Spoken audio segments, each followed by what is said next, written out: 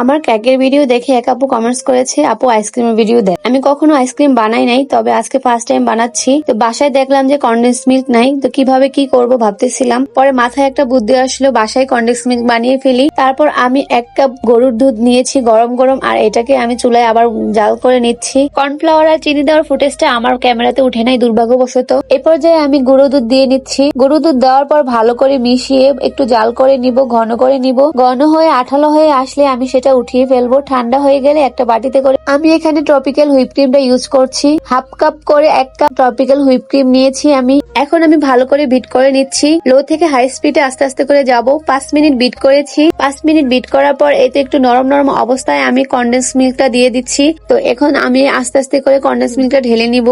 ঢেলে নেওয়ার পর আমি আবার 2 থেকে 3 মিনিট একটু বিট করে নিচ্ছি। বিট করা হয়ে গেলে কিন্তু আমাদের আইসক্রিমটা রেডি হয়ে যাবে। বাসায় বানানো কনডেন্স মিল্কটাতে আমি একটু লাল চিনি দিয়েছিলাম, সেজন্য একটু হলদে কালার হয়েছে। তো এই কনডেন্স মিল্কটা দিয়ে আমি ক্রিমটা বানিয়ে নিই। এই তো বিট করা হয়ে গেছে। আমার আইসক্রিমের ক্রিমটা কিন্তু দেখতে একটু হালকা হলদে কালার হয়েছে, কারণ এটার কনডেন্স মিল্কটা কিন্তু হালকা একটু হলদে কালার, সেজন্য। এই তো আমি ক্রিমটা দেখেন একটু নাড়াচ্ছি, দেখে নিজে নিজে পড়ে যাচ্ছে। এই পর্যায়ে আমাদের আইসক্রিমটা রেডি হয়ে গেছে।